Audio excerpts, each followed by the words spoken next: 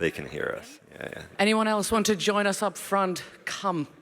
I'm breaking the fourth wall. It's a famous thing in theater, so well, I'm kind of coming amongst you, so come and join us. Come be close. Right, the clicker. There we go. Thank you. That will be down to you.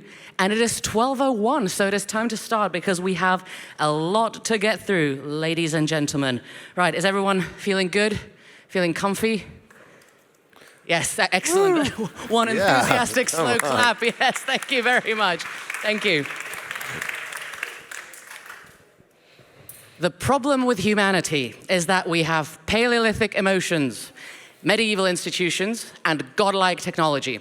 This is something that E.O. Wilson, who's sadly no longer with us, but he also studied ants, which is funny because he also studied humans, and there's a lot of parallels in between those.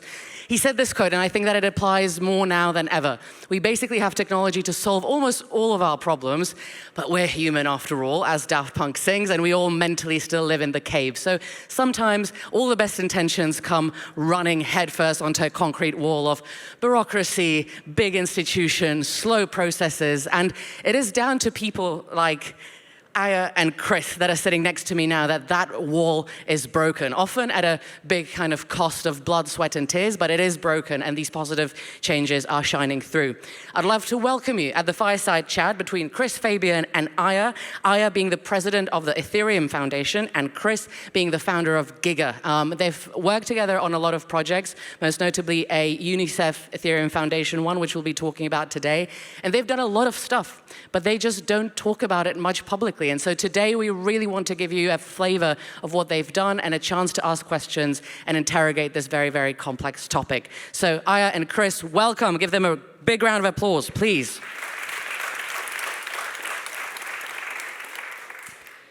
I would like to start with you, Aya. There was recently a blog published. I'm sure a lot of you would have read it. You've transitioned from the executive director at EF into the president, which sounds very statist, but trust me, it's all good. Could you speak us through this transition and what this transition really entailed and how you felt basically going through it? Yeah. Okay. So the transition. This is actually I haven't really given a talk after that. We've been very busy with the transition, so this is the first time I talk about this.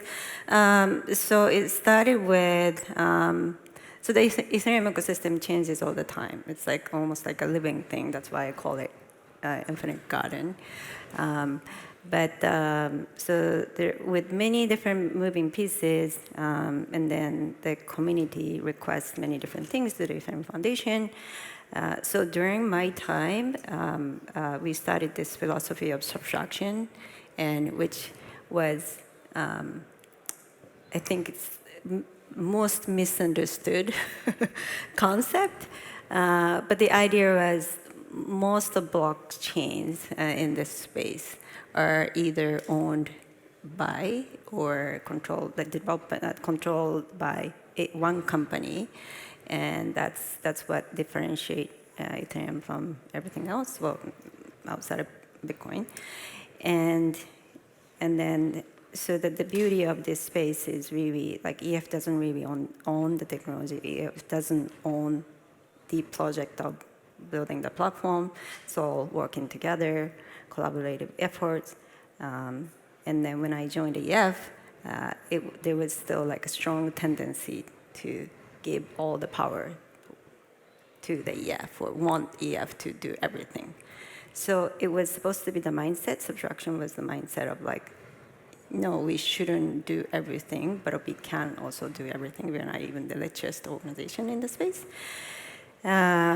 So it started with that, and with like after 7 years, and I think a lot of great things happened. I want to show maybe an obvious example, easier one to wait. Where do I put this? Somehow, it's actually moved there, but it doesn't move here. You'll never know. Godlike technology, I already mentioned this. There we go, yes. Yes. So this was, you can see the details in the last year's EF report, but I don't know a lot of people who haven't seen it. So basically, this is an example of how the treasury of our community is, and this is what, how much money everyone has. But the next one is, this is, there is like the specific measure, ways to measure this, like described in our report. But basically, there's so many other organizations now that are funding what we call public goods and plus extra thing. This doesn't include for-profit investments or equities and stuff. But you don't see this anywhere else. So that's really the fruit of subtraction is like only by us. There's little thing we can do, but by working together. So funding is just one example. And then it's after some years, but we started to see a lot of different layers of activities. And also, this is like I use this pace layering of Stuart Bland, the transition, to kind of go back to how everything started. But I saw that as the Ethereum ecosystem has now a lot of different activities with many different, the different paces, speed. There are things that are happening quickly. Also for the short term, there are things that happen like slowly but last for long term. We have been focused on the long-term part. We still have long-term thinking as one of our principles. And if we don't think about the long term, like everything is meaningless. But we need all of these in the ecosystem, in the space. And that's where I talked to Vitalik, and we need, even at the Ethereum Foundation, like we need to have different activities that cover different pace layers, that paces in the layer. But I myself will transition to focus more on the core, slower pace side, which was also has been always my interest. So focus on long-term things. But we have all different activities. But now we have amazing new core EDs and executing on short, mid-term thing, but also thinking about the long term as the vision. So the board is in charge of setting the vision, thinking about the long term, and the new core EDs, they're in charge of executing. So we changed the structure, and then now to strategically be a bit stronger organization to respond to ever-changing environment. So that's how our transition was. Thank you very much. And if I can encourage everyone, please do read those blog posts. We'll share them afterwards as well, but they're really enlightening. And I love when we were preparing for this yesterday, you in the notes, it is that you're building an infinite garden, like not a machine. And it is almost like, we saw this with Web 2, although this was ages ago. There was this idea of giving the data and the tech to the people, and it just became an oligopoly. And suddenly there is this almost like weird feeling that Ethereum and Web3 is meant to be decentralized, distributed, but people are kind of waiting for almost like centralized leadership. And by telling them to do your own thing, it's not like you don't care, or it's not like you're letting them go. It's like, no, do your own thing. That's the whole point of this. So I've got one more question for you. What do you feel, because there's been a lot of changes that happened, what do you feel that kind of like stayed the same, and what are the things that have really kind of changed for you? How would you articulate that? So in our transition, like I said, our actually long-term vision hasn't changed. We still say Infinite Garden is the vision. It's almost like Infinite Garden includes things more than Ethereum or even blockchain, but you can't just separate that piece. I mean, you know this. We talked about this, right? That so in order for this technology to really serve the world and then really help solve the problems in the systems, like it has to come together. So that we see this as infinite. Well, I use Infinite Garden. Infinite comes from the Infinite Games, and we do this play all together with everyone, not just for one player to win it all. And then the organic growth needs to happen. Like we can try to control everything, just one player trying to control. We wouldn't make innovation, true innovation happen, which we proved that a lot in. The Ethereum proved that a lot in the last 10 years. It's about to become 10 years. The birthday is this year, and so that is not changing. But like I said, so the challenge, I think the biggest challenge in the space we felt at the transition is there are almost two extreme views in this space. One is that we don't really care about decentralization. What matters most is the price of Ether. We started to hear that more often. And then the other extreme is like we care about the core values of decentralization, privacy, censorship resistance, and like we would, this is the most important things, and then we don't move forward at all. This is like we're not going to change, right? And then it became very difficult to even communicate in the space but then so our view is we're not saying the money is not important. It matters for the token to have some values to secure the network, but also at the same time these values are not just for idealistic reasons. I think people in Prague know this. Actually, I love this city so much. I'm walking around. There's a museum of communism, like right at almost in the supermarket area. People think about this also at the hotel. I don't know if you recognize this. This is the only place. The Wi-Fi passwords are actually real passwords. Right? If you stay at Hilton, it's not like Hilton, it's a password. So it's weaved into the culture, and because that's their life. That's been their life because of the history. And so that how do we connect these values to these opportunities with businesses and like sustainable financing and funding and everything. So that's something we think more recently, and something we want to actually do better. Fantastic, thank you. And you've created a beautiful segue, thank you, Aya, into the next question. You mentioned the Czech Republic, and the Czechs, like anthropologically, we're a nation of hackers. We love to tinker, we're very kind of against the system. But then like on the institutional level, we're hopeless. So that is very much like the two tides crashing against each other. But we don't only see that in the Czech Republic, we kind of see that globally when you have a big institution looking after kind of big global problems, and then, the hackers that want to do something about it as well.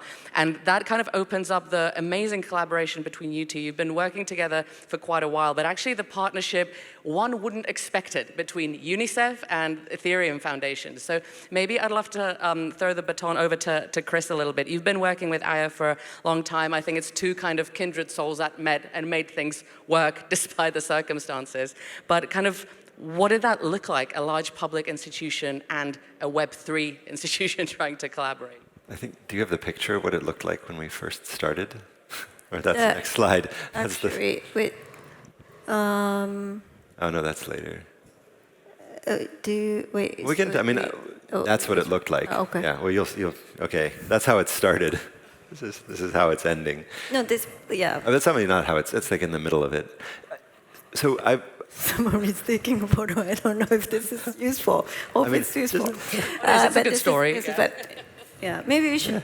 Should we go back? Let's go back a year. First, how we met. Yeah. So we'll go back a year, and we'll come back to this in a second. Yeah.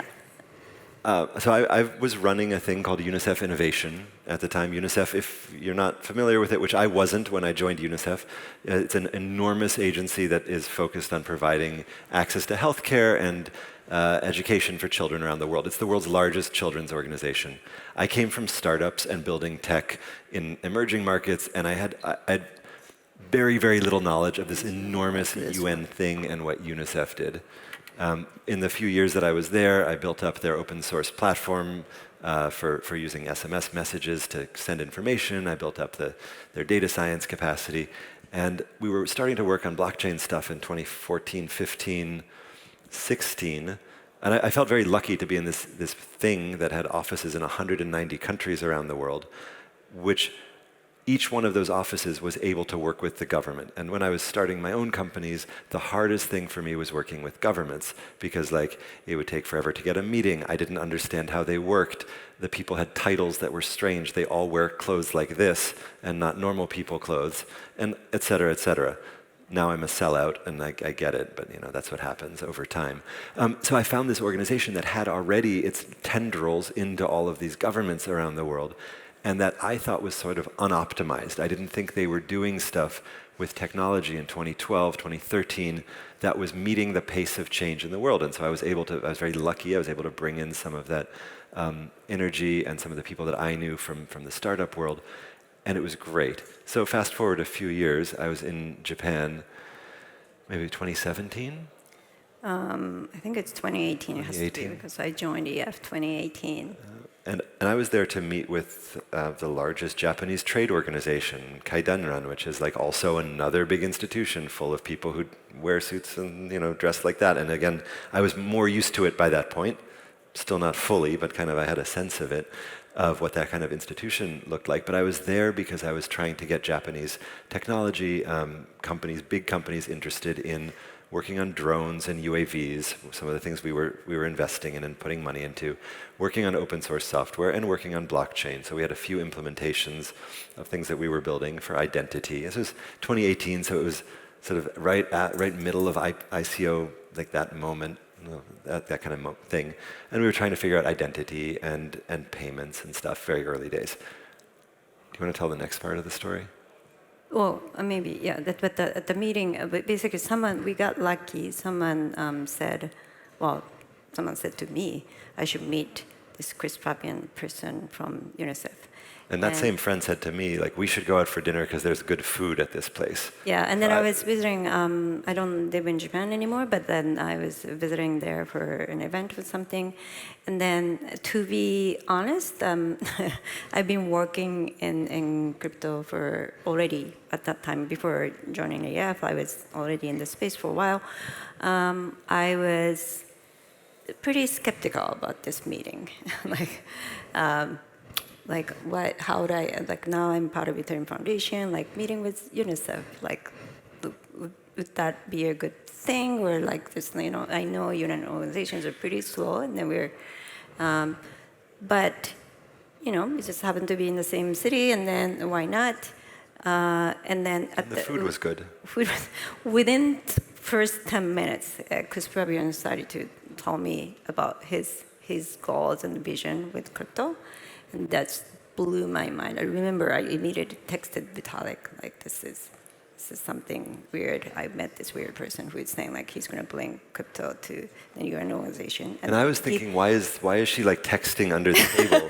What I'm saying is so boring. What he did was he was really clear that we're going to hold crypto in the wallet, UN wallets, and then plus give transparency to the fund.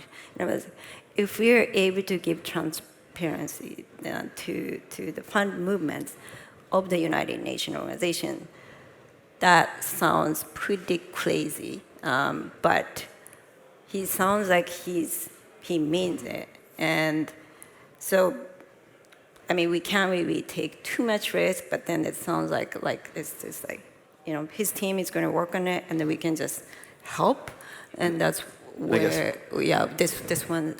And I guess what I'd say is so before that, I set up the UNICEF Venture Fund 2-3 years before that, where it kind of worked like a regular fund. You had a bunch of LPs, they gave money, you could do a capital call, you could get that money into a small startup. It only looked at open source startups, and it worked like that. But in order for us to get money from one of the people who had money, the liquidity providers for that fund, to UNICEF took 4 or 5 months.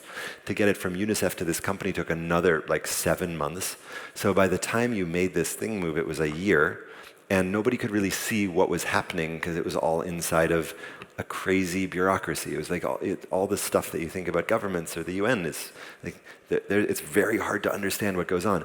And so the idea here was, could we set something up that was all on chain, where not only the money coming in it's going to be in ETH or Bitcoin, that part is on chain. The contracts that we write with the companies are smart contracts that delimit a set of terms, like a term sheet, that's all on chain. And then the company that takes it, which is a company developing open source software in emerging markets, also has to keep that as ETH or Bitcoin and use it for the next hop as crypto. So they can't just cash it out. And that was really important, that in no part of this system could UNICEF take it and turn it into fiat. And wow, was that a fight? Because ETH was at a record high. It was like $1,000 per ETH. And UNICEF was like, this is the moment. That money comes, pull the trigger, cash it out. And we're like, well, if you cash it out, you lose the thing that's important, which is not the money or the value, it's the ability to have it tell you truth about what it does. The companies were also like, wow, at this point it was like 1,100 per ETH. They're like, we're gonna make bank now. It's like, no, you have to find somebody downstream from you who will also accept it, because that lets us see what you're doing. It lets us have transparency. I want that as a fund manager. I want to know what you're doing with my money. And so that was the dream, but wow, is it hard to sell that to a bunch of people who manage assets for a $15 billion a year organization. I actually, sorry, I have a question to add to that, because when we were preparing for this interview, you mentioned, obviously I'm so excited about this, that your sister's an archaeologist, and that one of the things that, when you talk to her about blockchain, she says, people are people and money will always be money. And what you just mentioned is very much the case, that the normies outside, and this was very much a topic of a lot of talks yesterday as well, they see the gold, the glint in blockchain. But what you mentioned, the transparency of the activities that often, UN comes for scrutiny under, that's the important thing that Web3 is able to provide as an infrastructure. So in terms of this relationship, what have you learned about when these two worlds collide? What is important to kind of, put forward to make that argument, to make sure that that collaboration is a successful one? It's a great question. So actually, that slide with us in the wigs is really important, because we were on a phone with lawyers. This was DevCon Osaka. So this is like. So yeah. So the launch of the crypto fund was on the opening day of DevCon Osaka in 2019. So about a year after we met, this was. The crypto fund was launched. The day before, he was still, he hasn't finished getting all the signatures. Don't look at me. I mean, there were like 30 lawyers that I didn't know about. And then I was like, no, I'm about to talk about this at the opening. And so it was a Halloween day. We were in this kids' room that was only space available. And we dressed like that normally. We didn't prepare this. It was just a bunch of things were around us to entertain kids. But anyway, so we were still, he was still talking to their lawyers. And then we don't know, it's like, this is happening tomorrow, ideally. And then it would be like a great news to the community at DevCon. But to your question, I think we wouldn't make the decision to work with UNICEF just because of the name of UNICEF. Of course, it strategically helps to work with UNICEF for the PR purpose, but at the same time, it had to be the right team, because we're not going to be the one to drive initiative inside the organization, right? And then, so our side has expertise on the technology side, and then also another reason I was convinced was that he understood enough about it cannot be just any crypto, right? And then that was very important for us too.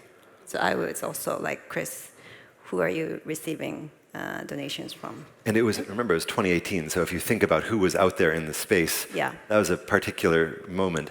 To this question, so I think it's so important. When I pitched this to UNICEF, and on this phone was like the person who was the financial controller for UNICEF, so that's their number, it's their name there, you can't really see it. I'm not going to implicate them. He was amazing, so he helped push this through, actually. I was so focused on everybody understanding that this was not about receiving a bunch of money. because you can receive a bunch of money in euros or dollars or whatever, it doesn't matter, and UNICEF will just deal with it on the assets, on the balance sheet as that type of asset. This was about receiving technology. And that was the important thing. It was differentiating this ETH from any other asset. And the way that we managed to move it, I don't think I've ever said this before, but we said the thing that it's most like that UNICEF is familiar with is a motorcycle. Like, ETH is closer to a motorcycle than to a dollar. And they're like, what do you mean? It's like, well, UNICEF receives motorcycles to deliver vaccines all the time. People give us motorcycles, or we buy them. We give them to a worker. They deliver the vaccines. It's off of our balance sheet. It's a thing that has a function, and that's what we're getting. It's just another thing like a motorcycle, so it's an intangible version of a motorcycle. And it was like that type of learning and that type of work, figuring out that a smart contract isn't a contract, getting the lawyers to relax on that. All of these misunderstandings about what the thing is made it take a lot longer than it should have. And I think they still stop governments from adopting certain types of blockchain tech that they, otherwise would, if it was just like, it's just a motorcycle, it might be easier. We can go kind of quickly through the rest of it. Yeah. So it was just the start. And then the fund is one part, but to your question, like what we learned is there are a lot of, okay, so this is what Crypto Fund did. Maybe you can talk about this and not me. Yeah, well, these are all of, so I'm not involved with it anymore. It's run by an amazing team, by my co-founder manages it. This was all of the investments that the Innovation Fund and the Crypto Fund made, so you can see some of them are colored. You can Startup in developing countries working on blockchain plus other technologies. All open source. A lot of these got combined, so you would combine a company from Brazil and from Malawi and make something bigger. And this is still, you can go see it. It's all, just Google UNICEF Crypto Fund. It's all live. And then this is cool. It's hard to see, but speaking of the transparency, there's another, I think another site that shows actually linked to the transaction and stuff, but it actually shows the transaction. And then these are examples of blockchain project that they invested in. And it's all on chain, so the payments would be linked to GitHub updates. So the term sheet that was written in a smart contract allows you to move out money automatically when there's a certain diversity of contributors, or when certain open source metrics have been met, or things like that, and you can see it all. But the UN still didn't quite, UNICEF didn't quite understand what it was, so we drew some pictures. And this was my favorite one. Basically, because UNICEF was a unique org, or a team in UNICEF was a unique team that was driving this, so they became like a mentor for all the UN other organizations. And then that's where they started to actually merge into the Ethereum space. They came to ETH hackathons, and then basically there are things that they can teach to our people too, right? And there are, of course, technical things that we can definitely, our side of people, or developers can help their things. So that unique collaboration there, for our side, for our end, often people ask about does EF do this lobbying for, regulations and regulatory situations in the different places. So far, the way we do this is we focus on the building side, so we don't really have capacity to do the heavy lobbying everywhere. But by telling these stories, it's actually very convincing for the government to feel the legitimacy of the technology, even if it's actually already very useful. But then a lot of people don't even listen to that. And I think it helps when, this was pre-Infinite Garden, but we still made I love gardens. So in our office in Geneva, there's a bunch of trees. I like mushrooms, so there's some mushrooms there. Sorry, that's a good but I think we're more like the fungus layer, like this mycelial layer underneath. In how we work with the public sector, with the UN, we were like these roots, this structure that passes information, underneath all of these trees. And I kind of thought of all the UN and the governments as the trees, and our team was like this little fungus that was allowing them to communicate and live. And I still think there's a role for that. It's very hard to move technology into governments. We'll talk about that a little bit later, but you can't do it by force. You can't force the trees to change the way they're doing it. You have to do it subtly, and it has to be organic in the same way that the trees work, but it's not exactly the trees. It's another part of the ecosystem. Yeah. And we By the way, butterflies this is a bit like a old information. I don't know there are many advice you can give now to improve this. This is 2018. To use the permission blockchain You might need a technology. permission block. But, I don't know. but it's but anyway, A long time ago, this we is just learned. an example, like how things started to, merge. Cool. And then maybe we can quickly. Well, go and we through- ended up here. So this is Giga. If you grab that QR code, you can go and see our map. This is a map of connectivity in Brazil. So going back to, what I think is really important is that in order for us to spread the values of a decentralized ecosystem, that ecosystem needs to exist in every place. And right now, a third of the world isn't connected. So 2 billion people don't have internet, not Web 3, not Web 2, not Web 1, not Web 0. They have spider webs, but there's no other thing there. All those dots are schools in Brazil. The red dots are schools that are not connected to the internet. The green dots are schools that are. And you can see where Web 3 is and where Web 3 isn't. And it's all around the world. If you go to the QR code, you can go to the site, it's a mapping site we've built. You can see live data from 40 countries about their school connectivity, and you can click on the school and you can see how many gigabits or megabits it has as throughput, and you can see it in real time. So Giga, our project, is working to connect every school in the world to the internet. And by doing that, connect every community, and to make those schools nodes on a network. Because if you have those red dots turning green, which we're working on in the Amazon, you can suddenly hear from those schools. You can move money to them. If you're a kid who's trying to learn somewhere in the Amazon, you can get access to the tools we take for granted. And it's a billion-dollar project. It's a multi-billion-dollar project. So the cost of connecting every school in the world is like 500 billion to $1 trillion US. In Brazil alone, it's about 600 million that we're putting together. We've managed to leverage that in the Brazilian government just to connect the schools there. So a lot of this work that we were doing with the venture fund and the crypto fund inspired Giga because the companies we were putting money into were not scaling because they were hitting that red area over and over. And it's like company in Malawi hits the red area, which is most of Malawi. Why isn't it scaling? It's frustrating me. So Giga was started about this same time, a little after the crypto fund, and we've been working together on a lot of the places where connectivity as a core infrastructure and blockchain as a decentralized infrastructure come together. And I think it's one of the larger DePIN projects in the world now. So the big goal, which it's still in progress, is that really the coordination of internet connectivity is. Then for our side, it's a bigger picture. Without internet, we can't even talk about Web3 or there's no nothing. So that's someone needs to work on that. But also, it is a coordination issue. It's like a lot of places actually have internet providers, but the schools and the government and providers, that coordination. Sometimes the intention is bad, but also even without bad intentions, the coordination is not going well. And that's where, this is a good real use case of Ethereum. We just did the bid in Brazil. There are 11,000 internet service providers for the country of Brazil. Each school is supposed to choose 3 of those 11,000. Imagine the coordination for a head teacher in a school in Manaus or outside to coordinate that. First of all, there's such a huge topic. I'm sure you're all so keen to ask questions already. So I'll actually ask one more question about GovTech, and then I'll open it to the floor because I want to give you a chance to talk. But first of all, I never thought I'd see UN and blockchain next to each other. I once went to the UN headquarters in Addis Ababa, and it was such a complex world. It is wonderful that you managed to push it through. But that is kind of where my question is leading, because there's the two of you who are fantastic, you're charismatic, you know what you're doing, you're friends, you're kind of pushing it forward, blood, sweat, and tears, getting this across the line.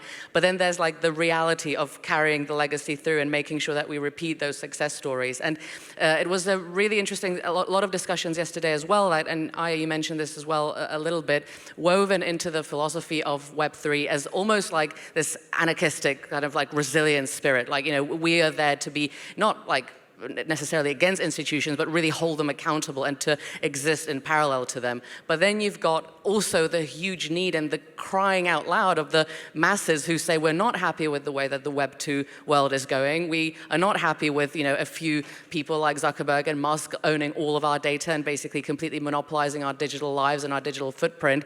And that bridge between the Web 3 and the Web 2, Web 1, Web 0 world is very difficult to build. So what do you think the way that globalization is going? People are losing kind of often trust in governments. There's also a lot of conspiracy theories around the big institutions like the WHO, especially post-COVID.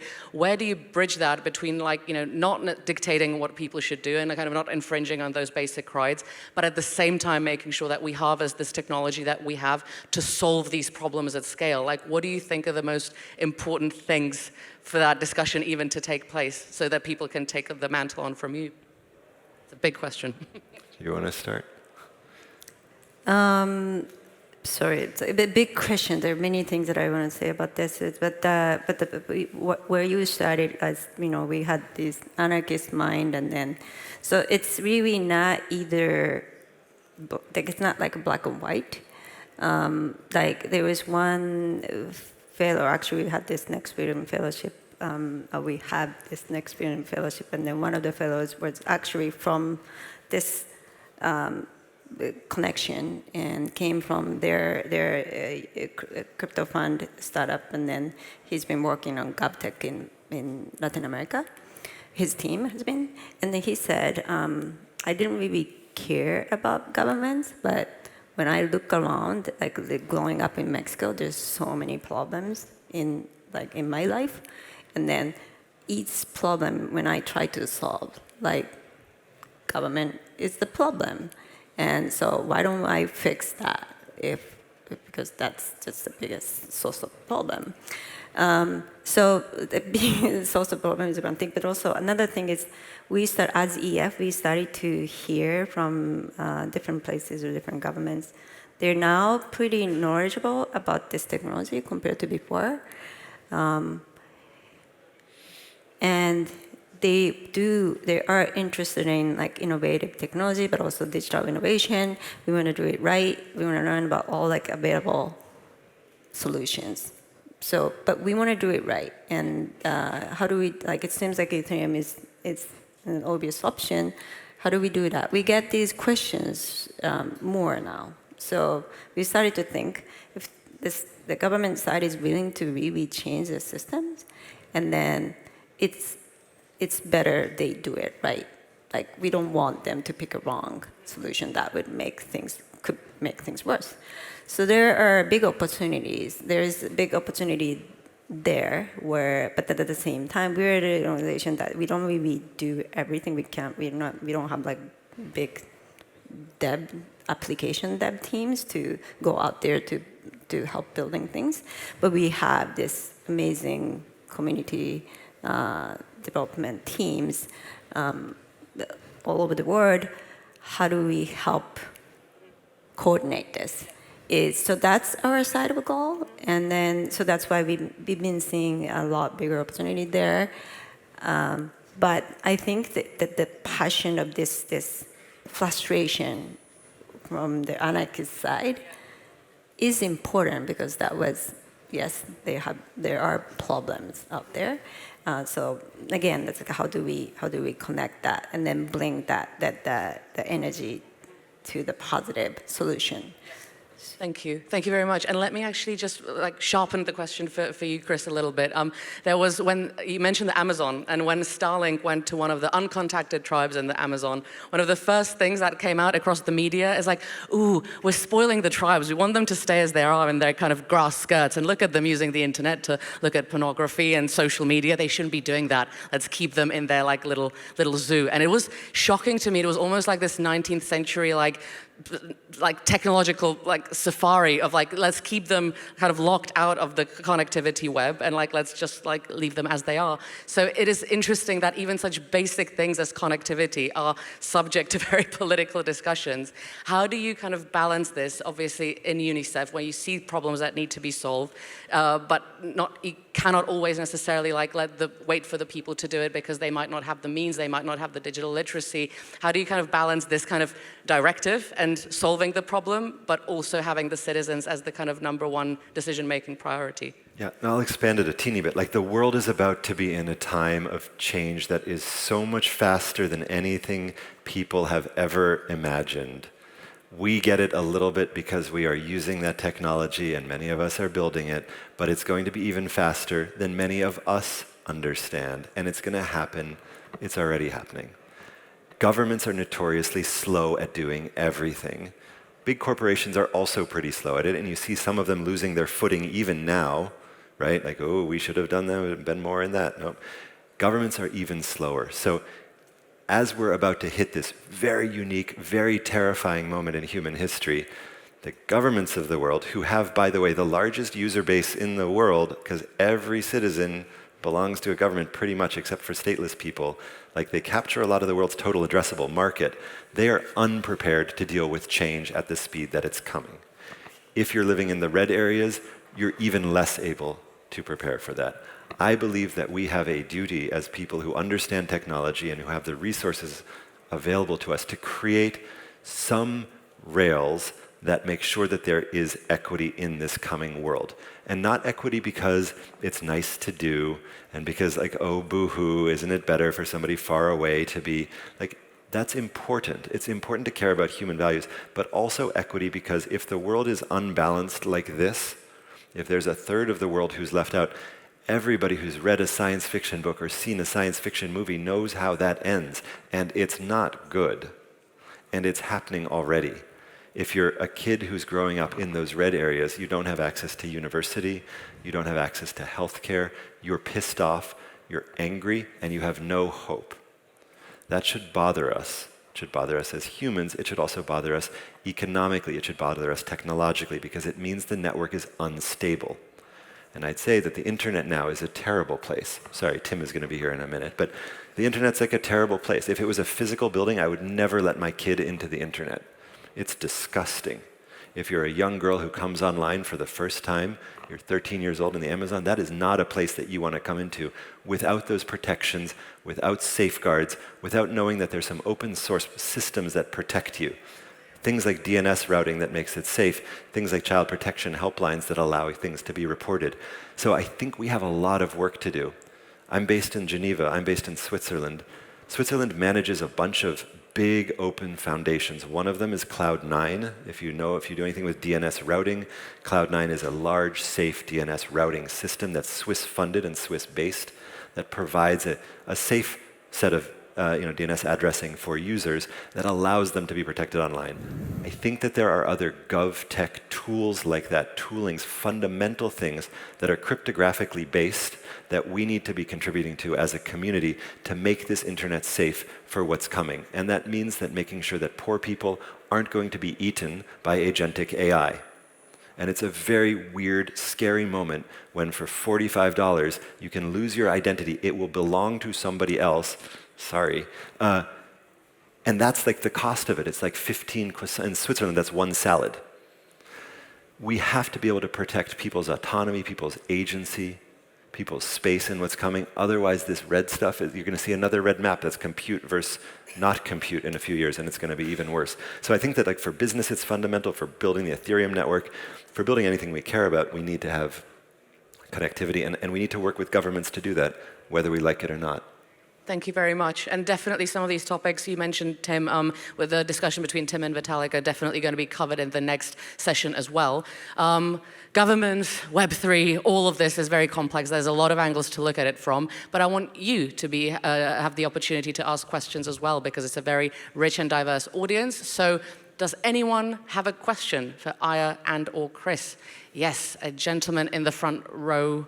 Yeah, you can. Yeah, please. Thank you very much. You were first. Thank you.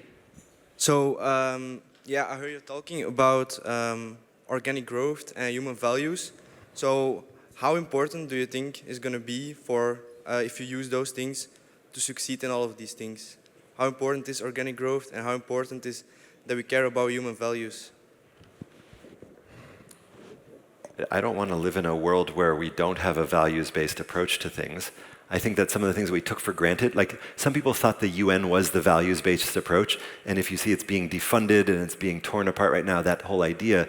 But I think that the values that exist in open source technology, the values that exist in platforms that are built to protect individual privacy, individual ability to do things are really important. And if we're not fighting for this, the big companies are not going to be fighting for those.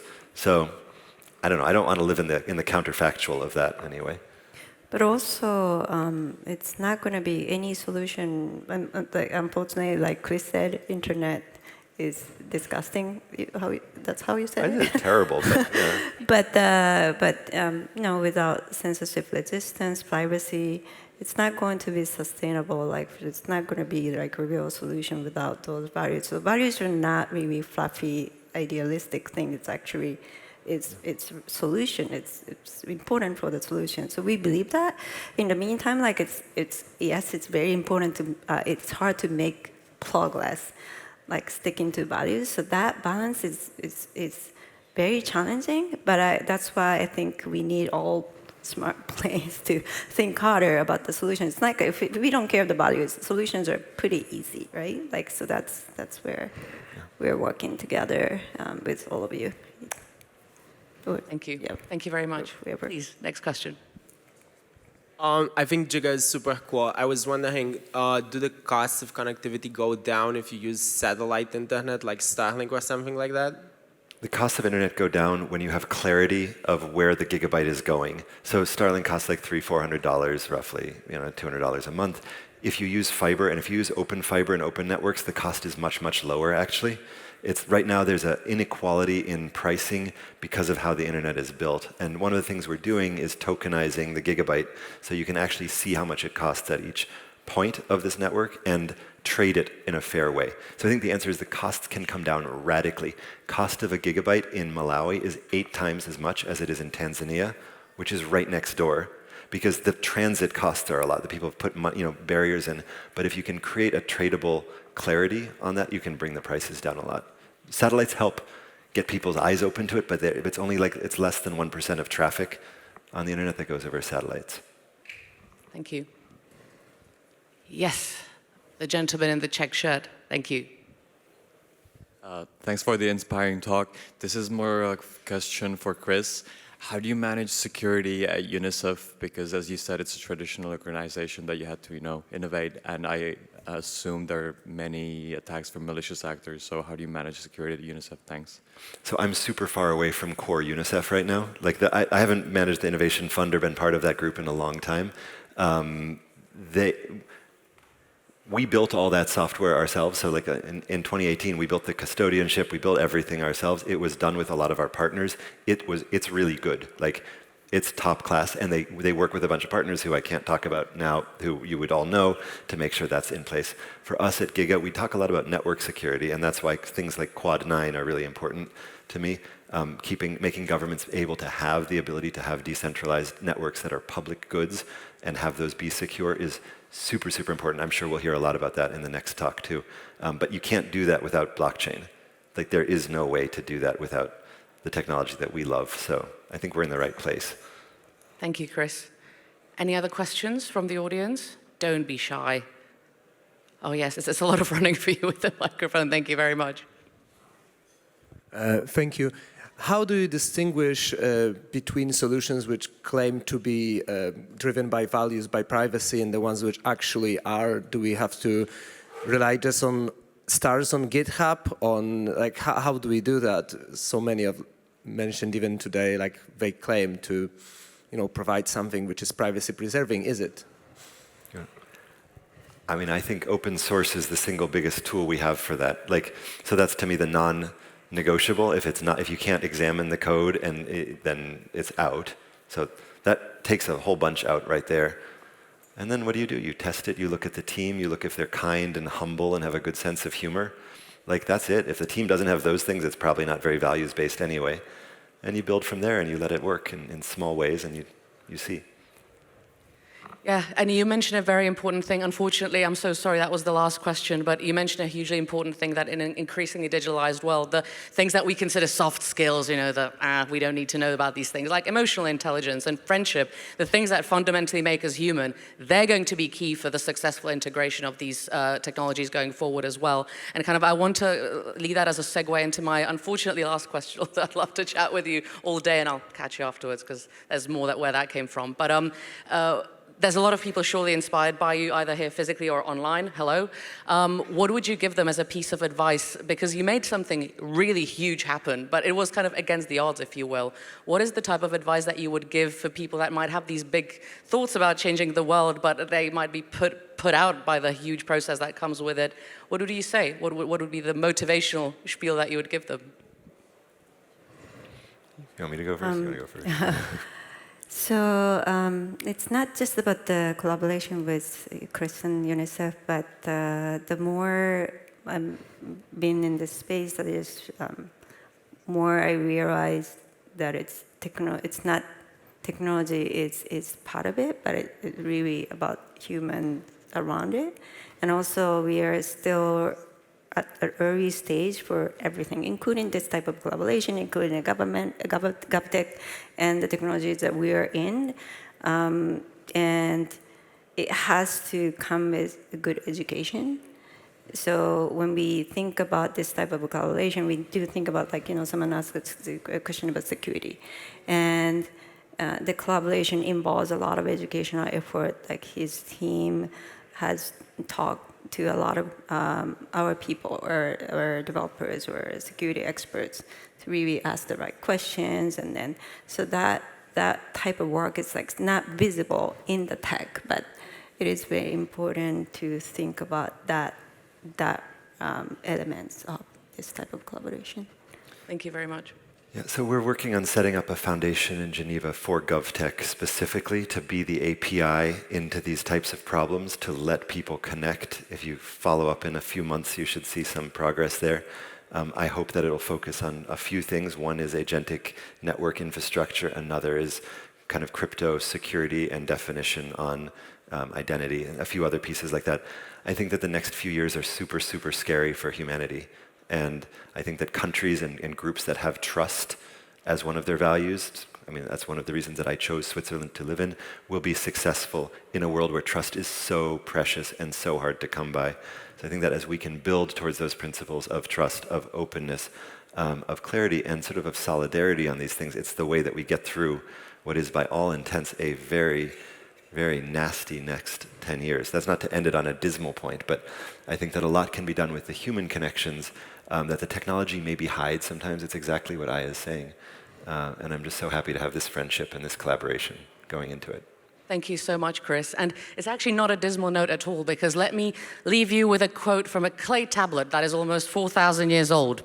I am not getting water for my sesame field. The sesame will die. Don't tell me later, you did not write to me. The sesame is visibly dying. Ibi illabrat saw it. The sesame will die, and I have warned you. And it's a clay tablet that was sent to one of the state bureaucrats in Mesopotamia in the city of Ur. What I'm trying to say is that humans have always wanted to hold each other accountable, whether it's sesame dying or whether it's people not having connectivity and students not being able to take what they really want and need from the wonder that is the internet and this new digital age. So humans have not changed, but the technology has. And governments will be here, new technology will be here, anarchists will be here, we'll all be here, and we just need to find a way to really collaborate together. And the way that to do that is emotion, friendship, and being fundamentally human. And that has been beautifully, beautifully crystallized today in this Fireside with Aya and Chris. Thank you so much for being with us today, and I give them a huge round of applause. Thank you. And thank you, Sara, for the Thank you.